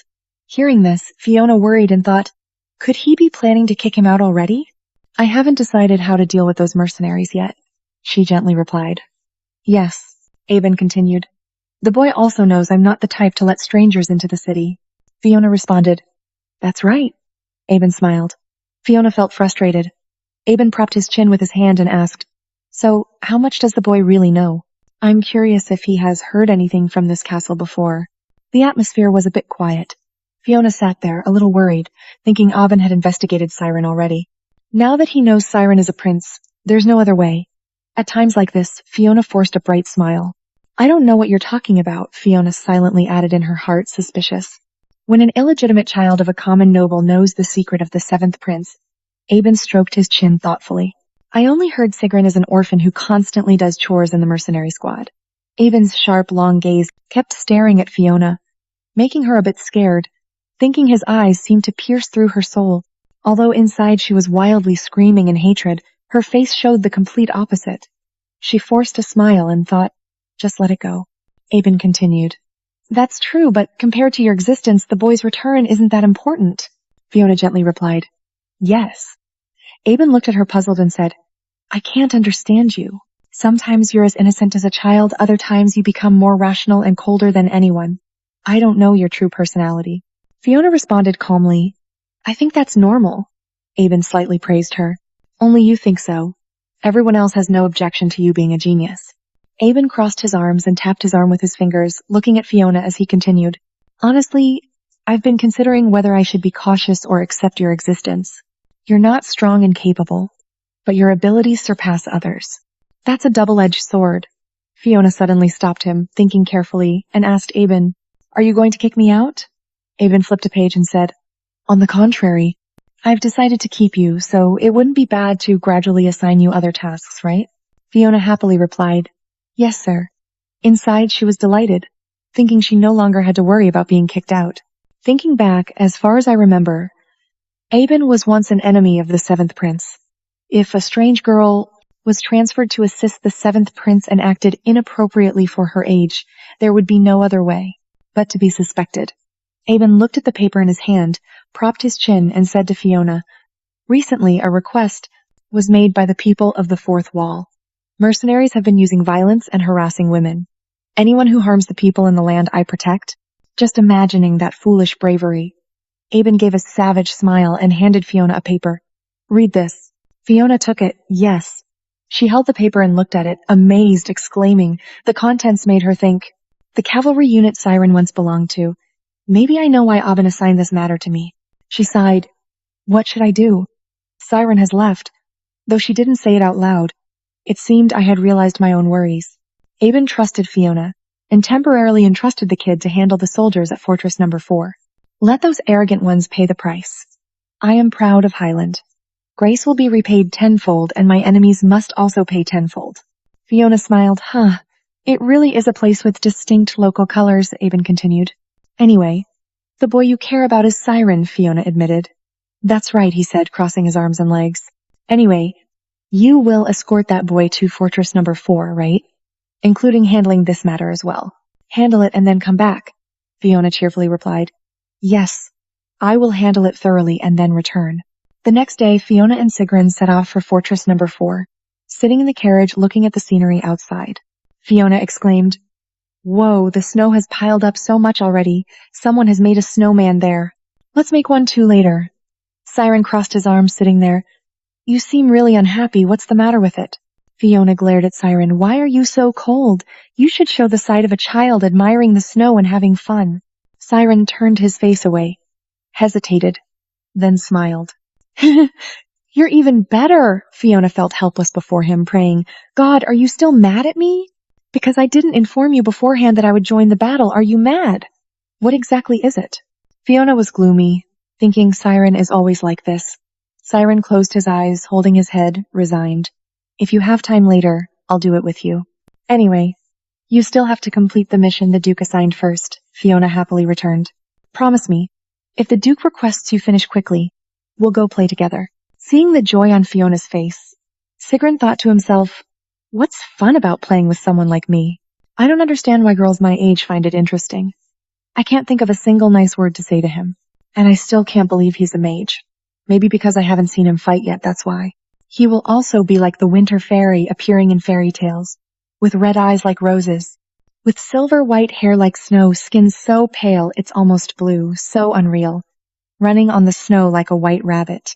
But a girl like this is the defensive mage of Fortress number 2, the most dangerous place? I'm very angry at those who pushed her to the brink of death, and it's just that both sides need each other, so why be angry? Accepting reality gently like that, Fiona's way of making things easier made Sigrun concerned, whispering, if you have time to worry about me, you should worry about yourself. Fiona didn't hear clearly, suspiciously looking at Sigrun. Seeing Fiona's carefreeness, Sigrun was deep in thought. Why does Fiona worry about herself like that? She takes care of an orphan from the mercenary team. I wonder if Fiona knows she is blood related to the royal family. Not to kill or exploit her. Could she be approaching with a plan? Although I want to trust Fiona, I also can't believe it. If betrayed, I wouldn't be able to bear it. Fiona turned to look at Sigrun. Seeing him silently thinking without saying anything, she called Sigrun. Sigrun was startled and asked why. Fiona asked Sigrun, what are the rules set among the mercenaries? I mean, the method to control them. Siren answered simply and strongly. Submit to those stronger than you. With weaker opponents, be confident. If you want to control them, there's no other way but to threaten their lives. Fiona rubbed her chin, realizing that's typical. Indeed, the punishment must be heavier so that anyone can understand immediately. Fiona smiled. I understand now. Thank you, Siren, for helping me. Siren crossed his arms and asked Fiona honestly, why are you asking about how to handle those mercenaries? Fiona brightly replied, oh, because it's the Duke's order for me to do it, and I don't understand those mercenaries well. So I asked Siren. Siren asked, so what did the Duke tell you to do? Suddenly, the carriage shook violently. Fiona wondered why the carriage suddenly stopped. Siren looked this way. We're here, Fortress number 4. Fiona suddenly opened the carriage door wide. I came here exactly to do the work that Lord Abensai told me. As she was about to step down, a hand held her back. Fiona asked, what's wrong? Siren replied, this carriage is too high. If you get down like that, you'll fall. After saying that, Siren jumped down from the carriage and turned to offer his hand to Fiona. Hold me, and then go down carefully. Fiona watched his actions silently, and then she chuckled. Sigrun looked at Fiona confused and asked why she was laughing. Fiona stopped laughing and apologized, then placed her hand on Sigrun's hand. Siren tightly held Fiona's hand, thinking, Fiona Green is a strange girl, someone who treats a stranger like me well. Although still finding it hard to believe her kindness and warmth, I really want to be able to repay her. Fiona stepped down and smiled, thanking for holding me. Sigrun looked at Fiona's smile. Inside, Sigrun had indescribable feelings, thinking bit by bit, even doing small actions like this. Maybe one day I will be able to repay her. Suddenly, I had that thought, that I want to become a gentler person. The two walked side by side looking for a man after handing him the paper. He read it and exclaimed, "Is this true?" Fiona confirmed. Yes, it was stamped by the Duke's family. The man looked at the two kids suspiciously. "But you are just children, right? This is impossible." "Kid, don't talk nonsense. Go home now," Fiona sighed, thinking, since I'm not familiar with anyone in Fortress Number 4, of course they would say these things. Fiona looked up at the man. "Uncle, whether you believe it or not is your right. But of course you can still take care of it, right?" The man raised the paper high to look carefully. "First let me read it." "This is clearly real." Suddenly, he spoke respectfully. Fiona gently. "Hello, I am Fiona Green. I came here because I received orders to handle shady matters in Fortress Number 4. The man shouted, You are Fiona. Do you know what the shady matters here are?" Fiona replied, "Of course I know all the contents in that document clearly. If you don't believe me, I can read all the contents to you." The man waved his hand. No, please tell me how I can help you," Fiona appointed. "First, let the soldiers arrest the criminals. Second, gather everyone in the village square. And third is—" Fiona turned to ask Siren. "Siren, do you know where mercenaries usually gather?" Siren answered, "I know they usually gather at the tavern near the city wall." Fiona turned back to the man. "You heard that right, at the tavern." Fiona tiredly stretched, then turned and walked away. "UICHA, prepare these things. Even if they look down on kids like us, they will still do the job well, right?" Siren looked at Fiona curiously, asking, "What did the Duke order you to do?" Fiona thought. "The specific plan or the future of those mercenaries I don't intend to look into. But judging by Lord Avon's demeanor, it's highly likely it will be a punishment." Cutting off a part of the body, Fiona felt a bit awkward, thinking, Sigrun is only 14, I shouldn't talk about these things yet. Fiona replied, "It's nothing serious. I just came to announce my own verdict," Fiona thought. "Anyway, he's not following me, so I just need to manage to justify it properly." Thinking that, she said, "No matter what, you won't come with me, right, Siren? Definitely I want to go with you." Fiona heard that like a thunderbolt. Siren firmly confirmed. "I said I will go with you," suspiciously asked. "I'm not allowed to go with you, right?" Fiona tilted her face, avoiding his gaze, saying, "It's not like that," but she looked worried. Continued, "This is a bit cruel for children to see." Siren smiled. "You forgot I'm someone who's been through the battlefield, right?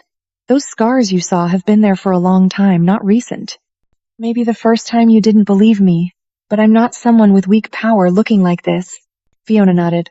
"I know, but going with me there is a different matter. Anyway, that's none of your business, right?" Hearing Fiona say that, Siren looked a bit unhappy at her. Fiona didn't mean that she tried to find easier words to say what she wanted to say.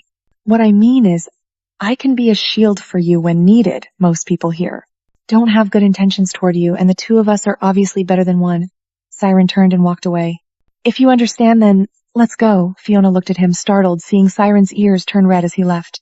Fiona thought, although she wasn't sure, but could this be worry for me? Anyway, if it's not true, then there's nothing to do. Fiona happily stepped forward. Following Siren, she replied, "I understand." Fiona and Sigrun walked to the village square. At this time, a large crowd had gathered here. Everyone's eyes were focused on the two people approaching. Noises erupted. "Look over there, they're coming. Is that the Duke's representative? No way, it's not a scam, right?" The villagers were confused. Suddenly, they looked at Fiona, just a child, and started whispering among themselves. Indeed, a child might not be suitable. Hearing the noise, Fiona thought to herself, she didn't expect such a loud reaction from everyone. Unexpectedly, they doubted her, but still gave her such high authority. Why did Avon assign this task to me? Jerome is older than me. Maybe that would be better. Well, let's just take it slow, she thought, as long as the mission is completed. Fiona raised her hand to her chin, pondering. First, she had to figure out how to deal with the mercenaries. Actually, it was similar to punishing those who caused trouble. The importance of this punishment was also very necessary. Just as the name implies, it was a typical example, a warning that if they reoffended, they would face the same consequences. If this task was done well, the village's safety would be reinforced. But if the punishment was too light, it would backfire. Could she handle using a mild punishment? Because human psychology is like that. Fiona closed her eyes, continuously troubled, thinking about what kind of punishment would suit the northern region. Fiona muttered quietly, if it was theft, maybe cutting off a wrist. But if it was those harassing girls, there was no other way but to cut off the important parts. Fiona's whispered words made Siren shudder. He stared at her and stammered, "Cut off what?" Fiona quickly said, "No, nothing," and continued thinking. Surely Siren would tell her to turn back.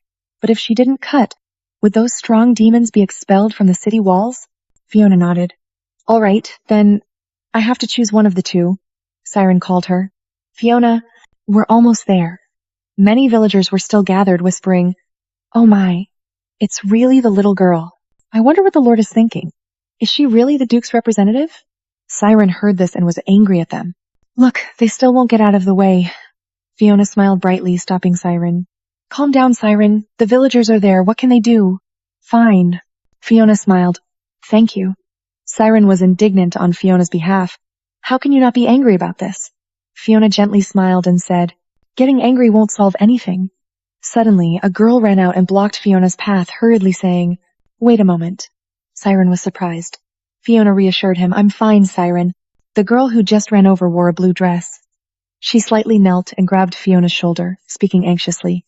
Miss, I don't know why. You were given such a difficult task, but they are not easy to deal with. Fiona stayed calm. But if people like that run rampant in the village, wouldn't it be inconvenient for you too? The girl replied. Even so, I can't just watch the children face those dangerous men. Fiona asked. May I ask your name? The girl replied, I'm Salon. Fiona tightly held her hand, expressing thanks for worrying about them. Sister Sunlot. Then Fiona walked away and said to Sigren, Let's go, Sigren. The mercenaries' curses echoed. Damn it, get lost! If it weren't for us, you'd have been monster food long ago. Sit still. Won't move? Why suddenly punish us? Get lost, you bastards. Fiona looked at them. Those people were so strong that even 2 or 3 together would be unbearable. The mercenary leader glared at the two and said, Who are these kids? Suddenly, he recognized Siren. What's this? That guy too? You're still alive? Seeing Siren's trembling hand, Fiona touched his hand and whispered, Calm down, Siren. Fiona stepped in front of the leader and looked at him. You torment the villagers with your big body, even beat Siren, and not only that, you rob and abuse women. Besides murder, you've done everything possible, you vile bastards. Fiona looked at them. We are here by order of Duke Abenhaland, so stop resisting, it's useless. The mercenary angrily tried to shake off the soldier beside him, then shouted, Huh? Who the hell do you think you are to give orders? Is this how you treat us? If the mercenaries... Leave this village, you're finished! The mercenary shouted furiously. The AI will stop the monster attack, right? The ungrateful bastards, the villagers couldn't help but speak out in anger. That evil bastard, Fiona thought. Right, dialogue means understanding each other. She closed her eyes, began to focus, then cast magic. A bright lightning bolt struck the leader, causing him to fall down in fear. Fiona happily walked up to him and said, It's better if you listen, isn't it? All right, everyone, calm down like this. But a few others still hadn't surrendered. Still no?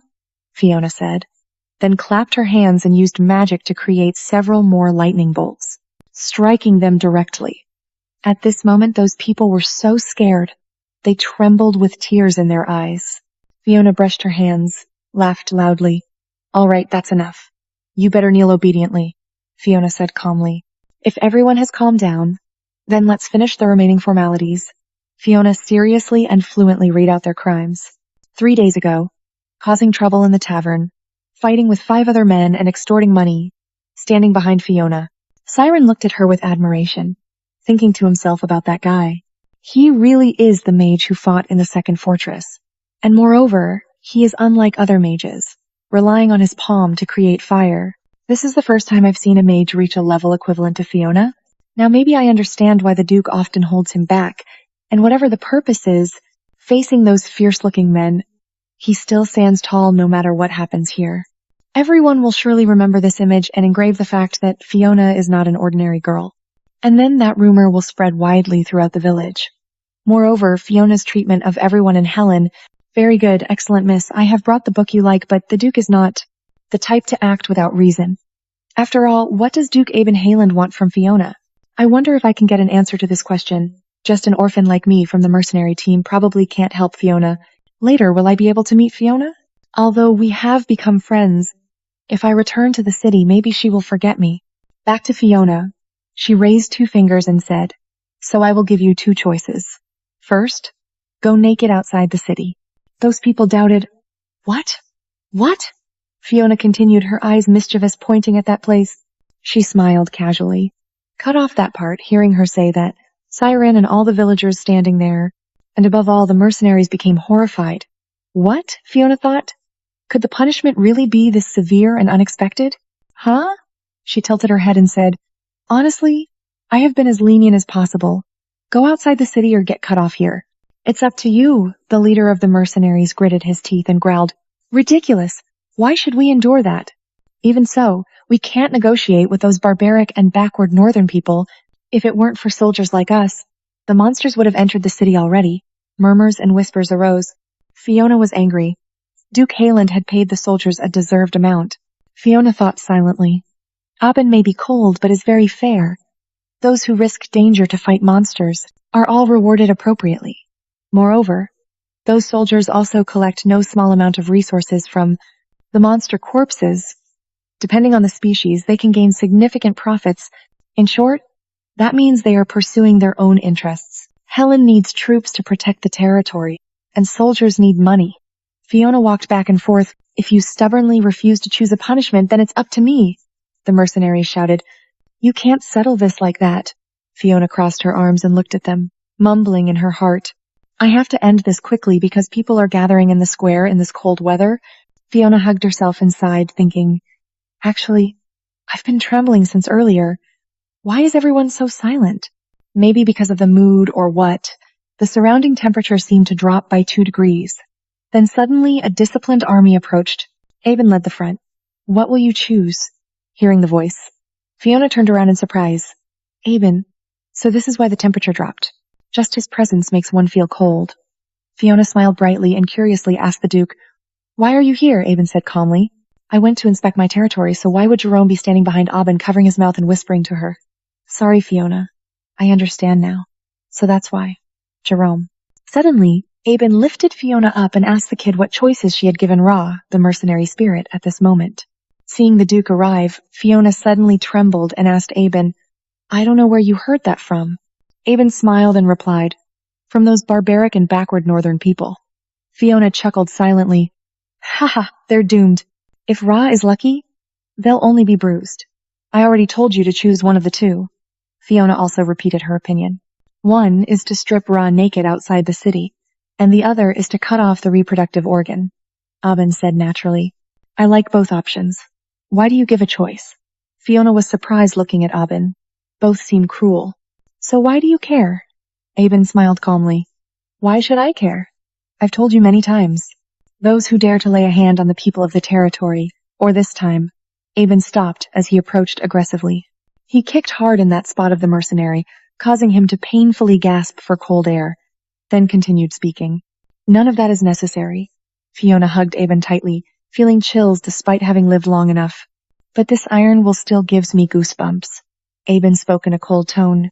If you dare call the territory I govern barbaric, then I should respond to that expectation as a matter of courtesy. Apply both punishments. First, cut off the organ that causes their crimes, then expel them from the city. Aben turned to the soldiers and ordered, All right, begin. The soldiers responded in unison. Yes, sir. Aben carried Fiona away, speaking to her as they walked. Next time, don't worry about useless things. Fiona thought to herself, this is a decision about human lives. And Aben, this dangerous guy. Fiona obediently said, I understand. She looked at Aben curiously, thinking so. Why on earth did this evil guy purposely come here? Fiona asked Jerome. If the Duke is the reason you had to come here. Jerome laughed happily. No, it's because I'm worried about the lady. Fiona couldn't believe it. Worried? I'd rather believe the world will end tomorrow than believe that. Jerome said to her, It's just because the lady's personality is hard to please. Fiona admitted. That's true. Actually, my nature isn't very good. Jerome poured cold water on her. Not just not good, but very bad. The lady is getting more and more stubborn. So it might be hard to believe, but this time I really came because I'm worried. At first, who would have thought the Duke would make the lady Fiona carry out that mission? Fiona doubted. Really? Not here to supervise me? Jerome honestly replied. The Duke wouldn't trust those who need supervision with the job. Zeron stopped, bowed to Fiona, then smiled. Anyway, Lady Fiona can be a bit more confident. I don't know exactly what he's thinking, but we'll find out soon. Zeron turned and walked away, waving goodbye to Fiona and smiling. I'll buy the lady something warm to drink. Just finish your work. Fiona also raised her hand to wave out of habit. She was thoughtful. I'll think carefully about that. Now I have to play with Sigrun. Fiona waved happily, calling, Siren! Siren! I want to attach the head to the body. Help me, please. Siren nodded. Okay. Siren helped her put the snowman's head on. Fiona smiled brightly, not forgetting to thank Siren. Thank you. Fiona patted the snowman and whispered, I have to make it really beautiful. Siren watched Fiona's actions and suddenly blushed. He put his hands in his pockets, acting natural, and asked her, Fiona, what do you plan to do later? Fiona was carefully fixing the snowman and replied, For now, I guess I'll just live like this. Siren stammered, No, not that. He muttered, Will you? Fiona saw him hesitate and asked, Huh? What did you say? Siren lowered his face, summoning all his courage. Will you come? Will you come visit me? Fiona answered, Huh? Why? Siren clearly didn't trust him. He brought his face close to Fiona and asked again, You said you'd come visit me. Fiona blinked, now understanding. Oh, so you're asking if I'll come visit you? Siren looked at her, then shyly turned away. All right, I won't make it hard for you. Fiona watched Siren turn away, not understanding him, so she wanted to call him back. Siren! Siren! Siren clenched his hand, suppressing his feelings. Anyway, back then you just simply felt pity for me. I know, I'm really useless. Fiona went over and held Siren's hand tightly, gently comforting him. No, I will come visit you. I will come every day. Every day. Always looking at the hand that Fiona was holding tightly, Sigrun's face flushed hot. No need to be so much, Fiona replied calmly. It's okay. You said I should be close to you anyway. She looked at him with a promising smile. That's why I will definitely come to visit you, understand? Siren looked at Fiona. He was silent. Fiona wondered silently, why no answer? Did I say something strange? This awkward situation. Let's count sheep. 1 sheep. 2 sheep. Siren spoke. Fiona, for now, you will have to come visit me, Fiona replied without hesitation. Of course, in her heart she thought that was because Siren couldn't come to Helen City. She affirmed to him, But I will try to visit you. Siren clasped Fiona's hand tightly with both hands. He looked at her and said, Although we are friends, only you come to visit me often. That's not fair. And tiring for you too, Fiona thought silently. The Highland Castle where I am staying is a place not everyone can just enter freely. To get in here, at least one must have a certain status in the Highland territory, meaning to meet me, Siren said with some self-doubt, of course, an orphan with nothing like me, saying that, even I can't believe it myself. Fiona quickly said, No, I believe you, Siren. You can. And not only that, someday you will definitely have a lot. After growing up, you will have a bright future. Wealth, fame, power, and also a happy life with a lovely girlfriend who can heal your wounds. Fiona closed her eyes sincerely. I promise you, if not me, I will help you be like that. Because the moment I saw your wounds, I was determined to do this. Fiona quickly ended the conversation. So, now let's finish making the snowman, Siren replied. All right. On some winter day, I have become a true friend of Siren. 5 years later, in a snow-covered sky, a voice of complaint rang out. I'm dead. Setting up Highland in a cold region, what for? Winter hasn't ended yet, is it still reasonable? Fiona hugged her body, shivering from the cold. She shouted, So cold! Fiona rubbed both arms to warm up. She thought silently, I've been in Highland for 5 years. It's still cold and the life and death battle is not over yet. I am 18 years old. Today's weather is very cold. Fiona hugged herself, shivering from the cold. A soldier saw her distracted and worriedly said, Miss Fiona, please focus on the battle line. If monsters come, what will you do? Fiona looked at the soldier. A bit strange. He is a rookie who just joined today, right? His name is Alan, she told him. Don't worry. I'm fully focused. Fiona used magic to knock down a wolf, causing Alan to be scared and fall to the ground. She patted her hands and reminded Alan, If I hadn't noticed, it would have been a big problem. Don't mind me. Prioritize observing around. If you don't pay attention, you'll become monster food. Seeing Alan still in a state of fear, his whole body trembling, Fiona thought, he's more scared than I thought. To soothe him, Fiona stepped closer to Alan. She put her hand on his shoulder and comforted. Don't be afraid. That won't happen. I'm here guarding. Then she released her hand from Alan's shoulder. She smiled and said, Let's try our best together. Fiona's care made Alan, although scared and trembling, blush. Alan saw the monster's head fall. He scaredly backed up and hit a nearby tree. He shouted in fear, Monster's head! Fiona looked at him. The fear was a bit much. She sighed helplessly. Really, it's a waste of my effort to comfort him. He's still a rookie. He needs to pay more attention. Someone came beside Fiona and said, "Don't daze there anymore. Move aside." Fiona looked at the person and fell into contemplation, however. Before, she always felt Siren was very beautiful. Now, even standing in a bloody scene. Still not scary, but very harmonious, Siren has become a sharp, handsome man. Why is he still in puberty? You're 19 already, Alan said fearfully and resentfully. Why? If surprising others, you must apologize. Siren raised his hand to pat his own head. Alan, I clearly said to train the rookies, but just now you were startled. How can you work? He smiled and added, this is just the beginning. Other soldiers also felt trembling.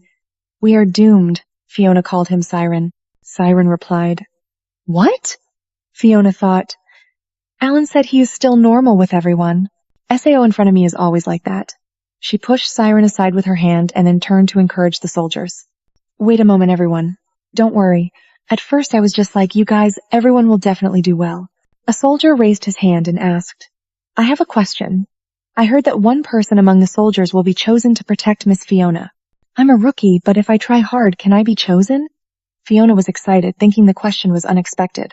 The soldiers accompanying me were all veterans. From a rookie's standpoint, their doubts were understandable. Fiona smiled happily and answered, of course, I will wait. Siren frowned, gritted his teeth, and whispered to Fiona, on what basis are you so confident? Stop it. The soldiers will lose morale, you know. Fiona sighed and frowned, not understanding why Siren was gradually becoming like Aben. 5 years have passed since I came to Highland, which means the principal will start soon. It's just that I'm already 18 years old and Siren is 19. Of course, both will be a year older in a few months during that time. Siren has kept his childhood promise. According to the principal, he studied swordsmanship with Aben, and now is at a position to come and go freely. The city of Highland now, everyone here is wary of Siren's strength. I have my first goal for my future life, which is to try my best to regain peace. I have received a considerable amount of money from protecting the walls and selling magical creature materials, which is quite good, to be honest. Now I can live comfortably without worrying about money anymore. Now I just need Siren and Eunice to meet. Seeing the two main characters holding hands on the sunny road is so happy. At that time, I just needed to enjoy life, but someone was obstructing this plan. Aben expressed his opinion to Miss Fiona. Kid, have you carefully considered my proposal? Aben pointed at Fiona and told her to call me father. This is the biggest obstacle to my future plan. Fiona felt helpless and sighed. That's right. Recently, Aben proposed to adopt me. Sitting opposite Aben in the office, Fiona said seriously, I will refuse. Aben asked her, Don't you consider it at all? Fiona calmly said to Aben, But my life has been planned clearly since I came to Highland. Waiting for Sigrun to get married, then I will choose a peaceful place to spend my old age. Aben whispered, Poor Sigrun. Aben persuaded Fiona with status and power. The wealth and fame that Helen brings, all of these the kid doesn't care about. Fiona frankly replied, I don't care. Aben tried to say, I will do everything you want to become your father. Wow, Aben is my father? Fiona said seriously to Aben, just imagining it is already stressful. Aben felt hurt. This heartless kid thinks that now that she's grown up, she wants independence, right? Aben crossed his arms and compromised with Fiona. All right then. Anyway, you also like it, so I won't advise anymore. Moreover, you have worked hard for 5 years. Personally, I am always grateful for that. Fiona stroked her chin thoughtfully. Suddenly, what are you saying? Are you sick or about to die? Aben continued. I also feel embarrassed. So be quiet and listen. Kid, you chose to fight magical creatures since you were little, so this proud land, this Heelong might just be a chain binding you to boring tasks. But now Helen has stabilized a lot. The number of magical creatures has also decreased significantly. And there are many strong knights and warriors like Sigrun. Aben put both hands on the table seriously, so now, if there's anywhere you want to go, you can go. And Aben spoke to Fiona like a father teaching his little daughter, Fiona, you have grown up. Now you can freely do what you want with your magical ability. Then you can enjoy wealth in the capital. If you still worry about your marital status, I will be your guardian under the name of Halen.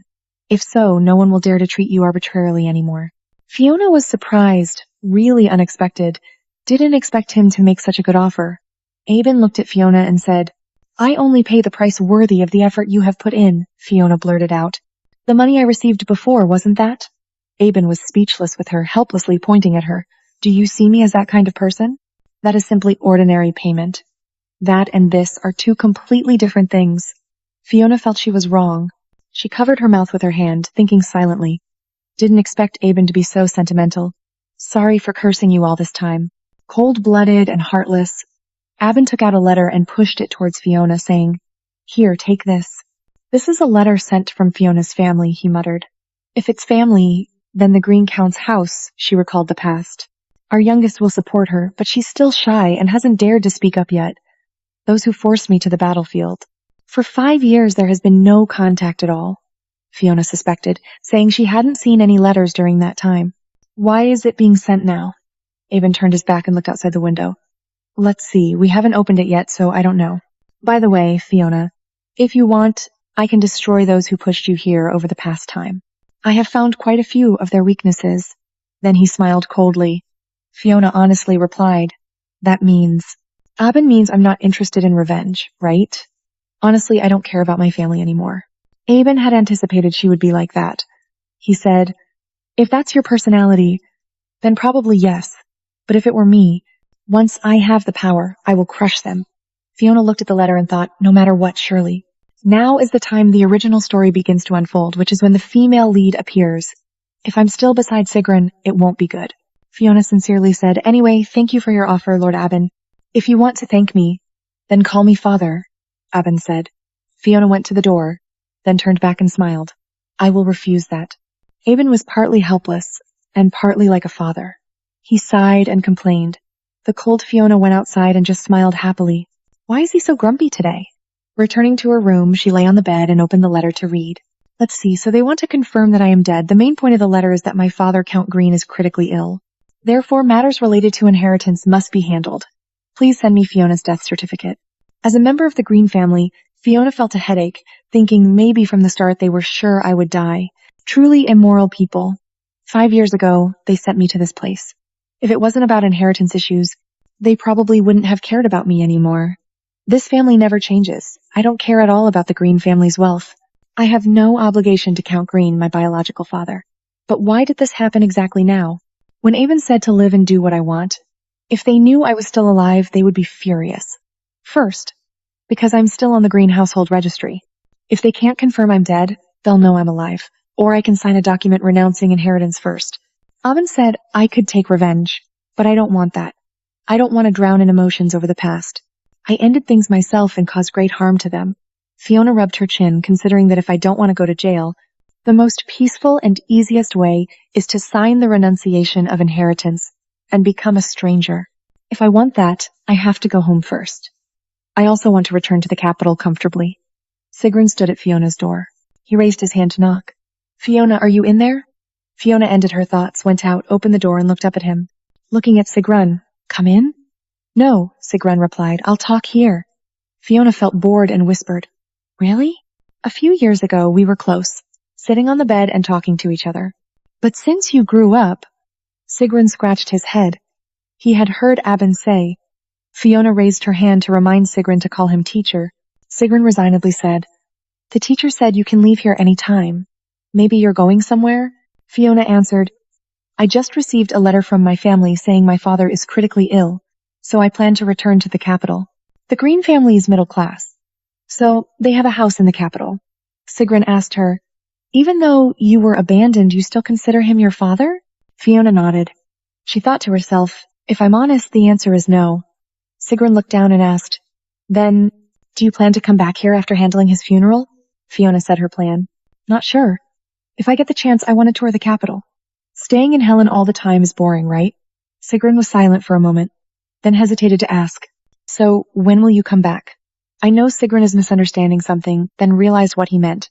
Fiona told him the truth. Sigrun, I have no intention of coming back here now. Sigrun couldn't hold back his emotions hearing her say that.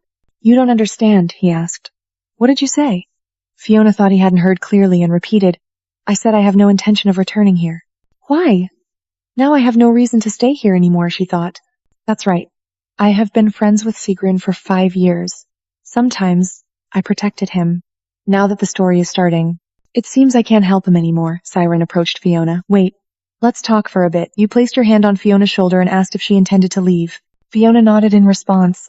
Siren grabbed her shoulder tightly and objected. How could you decide in a blink of an eye? Without saying a word to me, the Duke said, I have grown up now and can do whatever I want. Siren frowned and scolded Aben. You bastard. Fiona smiled and reminded him to watch his words. Hearing that, Siren gritted his teeth and angrily questioned her. Is that all you want to say to me now? Have you forgotten we've been together for 5 years? Fiona reassured Siren not to be too sad. I will write to you. Siren held Fiona's shoulder tightly and shouted at her. That's not the issue. Fiona gently asked. Then what is the issue? Siren looked a bit sad. From beginning to end, Fiona was puzzled. She looked straight at him and asked Siren, Have you ever thought we would be together forever? Fiona spoke in a cool, sad tone to Siren. We have all grown up, even if we have known each other since childhood. There will come a time when we have to separate to have our own paths. Siren turned away, mocking him. You're too cold, Fiona gently said to him. Can you be more rational? Then Siren asked her, Will you settle down in the capital? Fiona answered uncertainly. I don't know yet. First, I want to go somewhere a bit warmer. Siren smiled faintly. So that's it. Fiona sincerely advised Siren, I hope you won't appear so sad. Fiona looked at Sigrun, thinking to herself, now we are no longer children. He really believes we will always be together like this. How come? But I guess the reason why Sigrun became like that when he heard I was going to the capital, because there are people who want to kill him there.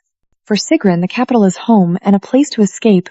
Fiona reached out and touched Sigrun's face. She gently comforted him. Don't be sad, Sigrun. Even so, if according to the rules, perhaps Sigrun will also go to the capital. Fiona comforted Sigrun. No matter where you are, I will always look towards you whenever you need help. Just tell me. I will come to your side. Siren's expression was a bit sadly unspeakable. He quietly asked. So, if I want you to stay here with me then? Fiona also had something hard to say. That is difficult. If you keep staying here, the story can't continue. Fiona smiled. Besides that, you are too conflicted. After all, where is having a friend to help in emergencies? That important? Siren lightly squeezed Fiona's arm. He curiously asked Fiona, what do you think about me? Fiona gently replied, that you are the most important person to me in this world. Sigrun's gaze dropped. He probed, if so, if I go somewhere else. What will you do, Sigrun? If I go somewhere else, then... Fiona happily answered, of course.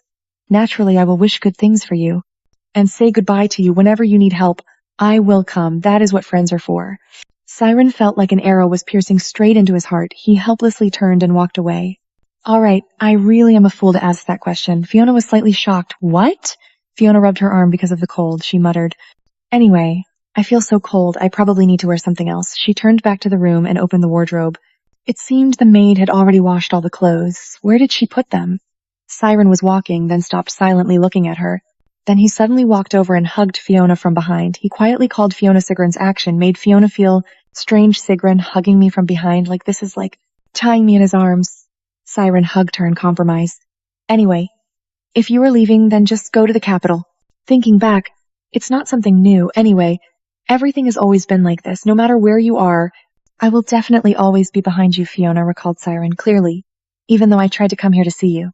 He promised like that. Siren touched her hair. He said for sure, so wait for me in the capital. Then Siren left Fiona's room, leaving Fiona still watching his departing figure. Siren, several months later. Today is the day Fiona leaves Highland to return to the capital. Everyone came to help her prepare her belongings and luggage piled on the carriage. The scene was noisy and bustling. Aben also came. The Duke asked, Is this all your luggage? Fiona answered, Yes. My personality is quite simple, seeing everyone busy. Aben asked her, Many people came to see you off, right? I don't see Siren's name there, Fiona said to Aben. I was really sad to leave here, seeing Fiona not answer the question properly. Aben reluctantly said, I have nothing else to say. Why? Fiona smiled and replied that he said he would go up there. Come with me. Originally, if the main character went off track, he might die. That kid's name, Aben said. Then he put his hand into the cloak pocket, took out a letter, and gave it to Fiona. Here, take this. It's a letter of introduction. If you want to stay at the Halen mansion in the capital, use this. Fiona opened her eyes wide, looking at the letter in surprise. The Halen mansion. She joked because it was the last time, so the reward was big. Aben said, I'm not sure if it's really the last time. Fiona stepped onto the carriage, stood by the door, and sincerely said, Then, Duke, thank you very much for the time past. Aben smiled comfortably and replied, All right, have a safe journey. The sound of the carriage clattered as it left. At times like this, Aben is also very relaxed, isn't he? The castle servants also came to see Fiona off, happily waving goodbye. I will miss you very much, miss. Fiona sat in the carriage, looked out, and waved back. See you again. Fiona looked toward where Aben stood. She felt like he was saying something. Aben crossed his arms, standing there watching the carriage leave. He smiled dangerously and whispered, Fiona, we will meet again. Fiona leaned against the carriage wall. She felt tired and sighed. I just want to rest a little, really don't understand anything at all. The carriage rolled with a clatter, leaving Highland City. It was 20 degrees outside, raining lightly. Inside the room, the voices of the two Green Count brothers were heard. The elder Kendall spoke to his younger brother General. As you know, Father has fallen into a coma. The doctor said he has no more consciousness. We should prepare ourselves. Jen sat at the table, arms crossed in front of his chest, a cup of tea untouched before him, calmly listening to his older brother. Kendall talked nonstop, getting to the point. The issue is, this happened before Father wrote the official will. So right now, Kendall slammed his hand on the table, spilling the tea, pointed at himself and shouted, because I am the eldest son and heir of the family. Of course, I have the right to decide all matters related to inheritance. Facing Kendall's schemes, Jen remained calm, raised his hand to stroke his chin, then smiled. Brother, you speak so interestingly. There is no law that says the heir must be the eldest son. Jen looked straight at Kendall calmly. Green is a family of mages, so naturally the heir must be the one with the strongest magic. Hearing Jen say that, Kendall jumped up angrily. Are you saying your magic is stronger than mine? Despite Kendall's anger, Jen still calmly replied, No. Try using your magic on me. Our ranks are too different. Hearing this, Kendall gritted his teeth and shouted, Are you crazy or what? How dare you oppose me? Get out of this house now! Jen answered, For what reason should I leave when you are the one tarnishing the reputation of this mage family? Kendall couldn't control his anger. You bastard. The tense conversation between the two brothers was overheard by the Countess standing outside the door.